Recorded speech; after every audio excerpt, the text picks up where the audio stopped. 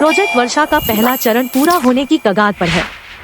विशाखापत्तनम के पास भारत का पहला सबमरीन बेस प्रोजेक्ट वर्षा निर्माण के पहले चरण के साथ लगभग पूरा हो चुका है। बेस में भारत की न्यूक्लियर बैलिस्टिक मिसाइल सबमरीन्स और शिप्स को रखा जाएगा और इसमें पहाड़ियों से खुदी हुई कंक्रीट की कलम भी शामिल है। 30,000 करोड़ रुपए की अनुमानित लागत के साथ इसका उद्देश्य भारत की न्यूक्लियर शक्ति वाली सबमरीन की रक्षा करना और छुपाना है, जो वर्तमान में कोचीन पोर्ट से संचालित हो रही है।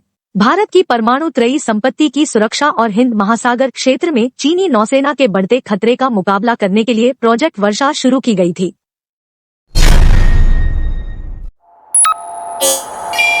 सेना ने AH-64E अपाचे हमलावर हेलीकॉप्टरों के अतिरिक्त ऑर्डर।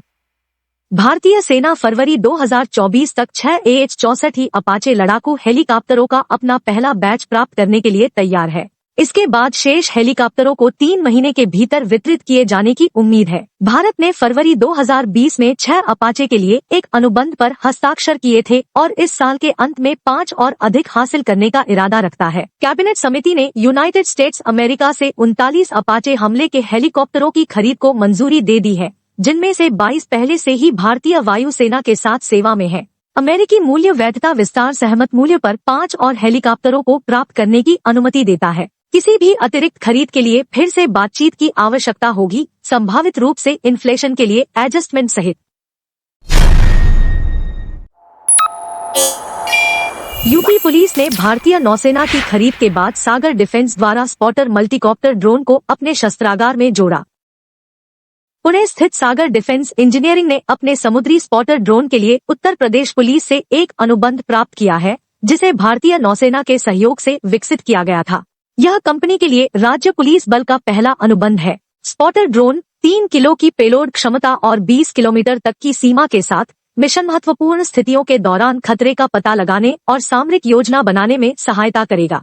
यह उच्च क्रॉसविंड का सामना कर सकता है, जिससे यह सुरक्षा कर्मियों के लिए एक विश्वसनीय संपत्ति बन जाती है। 2021 में भारतीय नौसेना ने स्पॉटर ड्रोन की 30 यूनिट्स खरीदी, जिन्हें डिलीवर कर सेवा में शामिल कर लिया गया है। भारतीय नौसेना द्वारा 60 यूनिट्स के लिए एक अतिरिक्त आदेश दिया गया है, जिसके अक्टूबर 2023 तक डिलीवर्ड होने की उम्मीद है।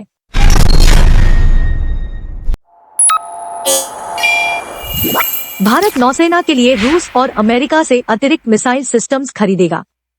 यूक्रेन को लेकर दोनों देशों के बीच चल रहे तनाव के बावजूद भारत अपनी नौसेना के लिए अमेरिका और रूस दोनों से लगभग 200 मिलियन अमेरिकी डॉलर मूल्य की मिसाइल सिस्टम्स खरीदने के लिए तैयार है। भारतीय नौसेना ने रूस से 20 से अधिक क्लब एंटीशिप क्रूज मिसाइलें हासिल करने की योजना बनाई है, जो पहले से ही नौसेना की सतह के वॉरशिप्स और सबमरीन से लैस है। नौसेना अमेरिकी हार्पून एंटीशिप मिसाइल सिस्टम के लिए उपकरण हासिल करने की भी योजना बना रही है, जिसकी फॉरेन मिलिट्री सेल्स राउट के तहत लगभग 80 मिलियन अमेरिकी डॉलर खर्च होने की उम्मीद है। भारत पिछले 2 दशकों में अमेरिका, फ्रांस और रूस से खरीदकर अपने हथियार अधिग्रहण में